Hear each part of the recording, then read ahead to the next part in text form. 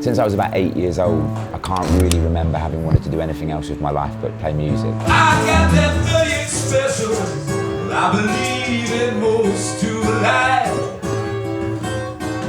When I'm not on tour, if I'm in London, I will do 2 or 3 shows a day.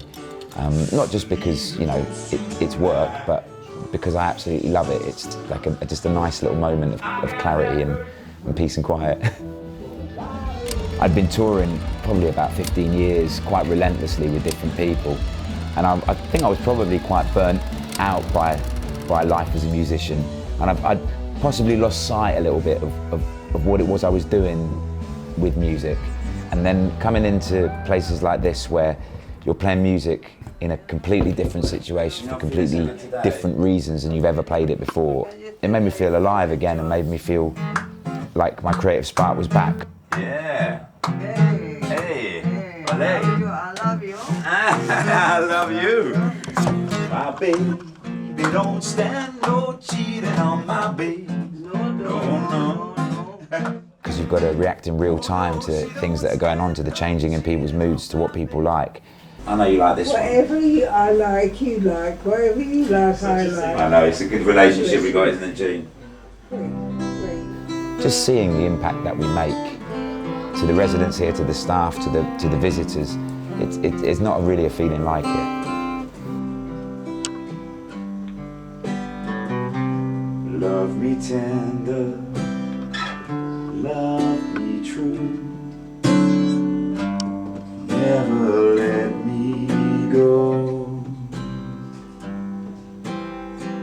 You have made my life complete, and I love you so. Love me tender. What's your favourite thing about having the Spitz musicians come? Like quite very nice music. Anything else, Hal?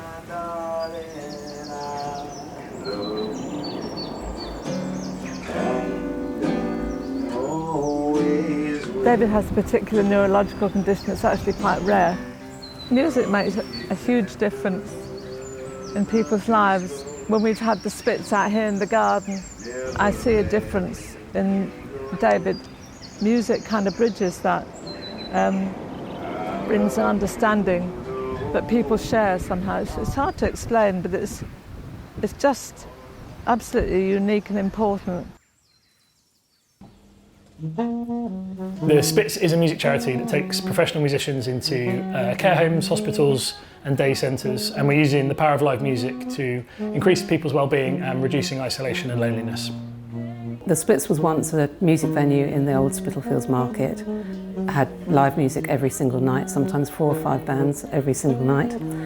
And on the final day, locking up, I just had this strange thought of, I wonder who's in our old people's homes these days. I'm sure they don't want the white cliffs of Dover anymore.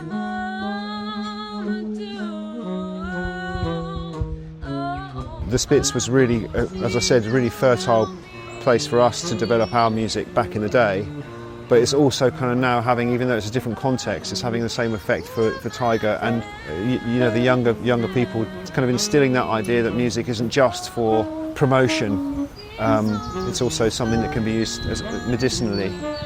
We're going into a world where music is a job. You have to do it this way, you have to have this kind of music, but this is kind of just free, and you can like explore and mess up and get it right, and seeing how many people enjoy it genuinely is really nice.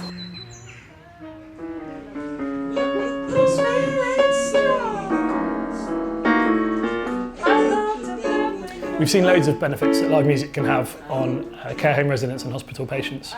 The main one is about isolation.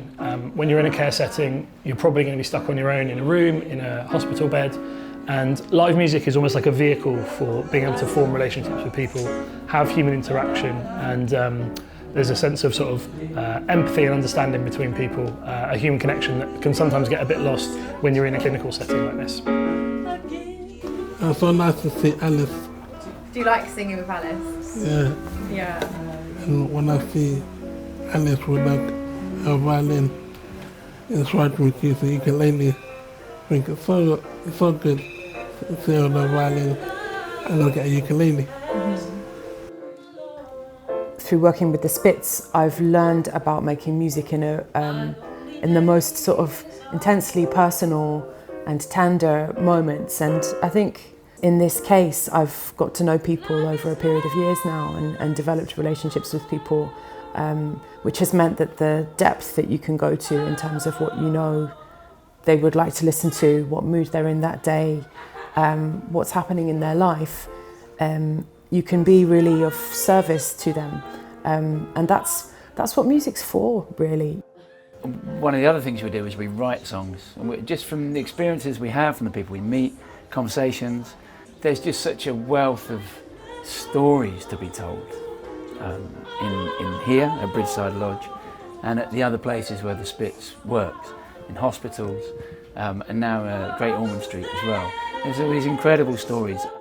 Not everybody, but a lot of the people here, a lot of the residents here have some form of dementia. Neuroscientists are talking about how a lot of memories aren't ever lost, but it's that the connection to them, the gateway to them, has been damaged by somebody's condition. And that sometimes music has a way of firing up things happening in the brain that allow those old memories to be accessed.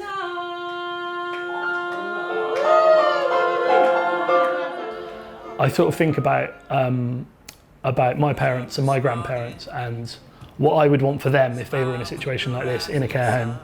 What could make their day a bit lighter? And I think that's something that Spitz does that I think is wonderful, and we want to be able to keep doing for more and more people and into the future. The amount of frustration they must live with day to day, it must be unbearable sometimes. And I think what we give them is an escape from that frustration for a little while. Having regular events, having parties, having concerts outside, people doing songwriting together, all of that starts to become the sort of social fabric. It starts to become part of the community building that happens here. It's really fun. It is really fun.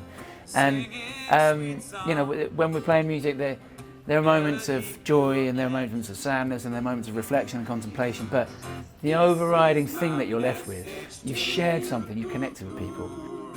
Many of the musicians are some of the same who played at the original Spitz.